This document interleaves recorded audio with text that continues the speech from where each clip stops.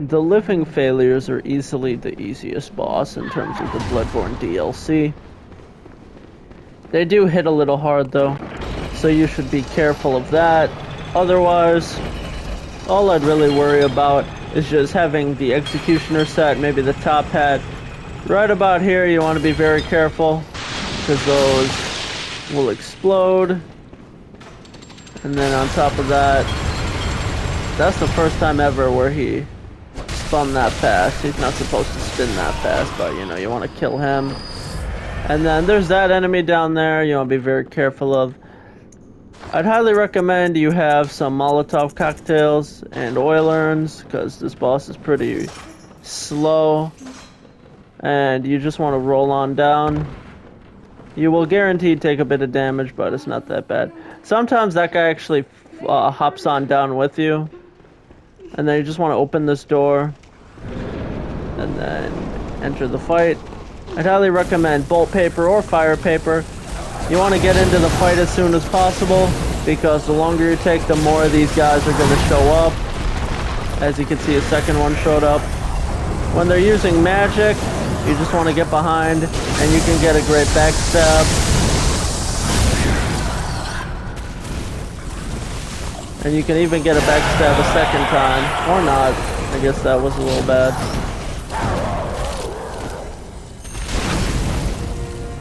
You can always get backstabs on these guys, at least if you're interested in that. Although, especially on your first playthrough of this, you'll only get one backstab, but if you're fighting them a second time, or a third time or whatever, then multiple backstabs is your way to go. There's also a glitch you can do with them to get up to like 30 million or 300 million runes, or blood echoes rather, but I've never got the glitch to work, so I'm a little skeptical of it. But if you're interested, obviously, do look it up, the Living Failures exploit or glitch, whatever you want to call it. Anyways, I just do this.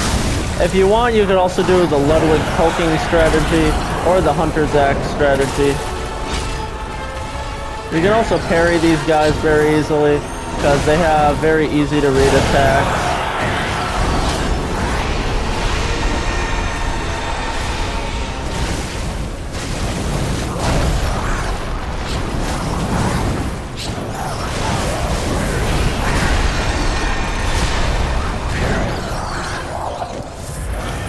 When it comes to this, you get another perfect opportunity to backstab them.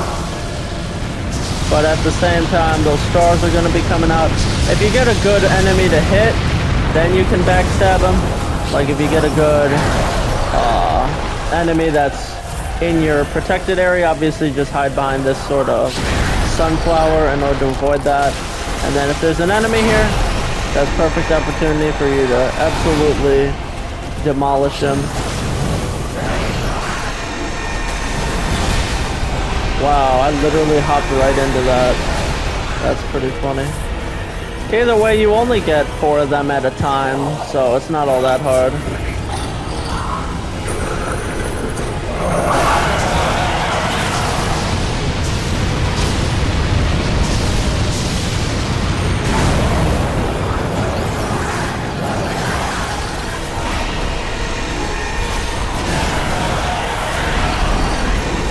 Well, I don't know why, but for some reason I feel like this game is much harder than when I first played it. Like, doing these guides, the game has gotten much harder for me for whatever reason. And it's like, I was playing this game on New Game Plus when I first did the DLC. When these enemies are spawning in, that's another great time for you to do a backstab, which is absolutely phenomenal. At this point, I'm just going to backstab. You know, I'll get back for a little bit. Oh, come on, I want a backstab. Let's see if I can parry.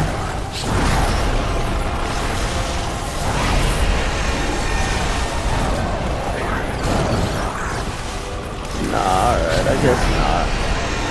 Or maybe? There we go. Alright, finally, they're dead. And then the next boss is in like 30 seconds. Literally, activate this and then open the gate. Next boss is right inside.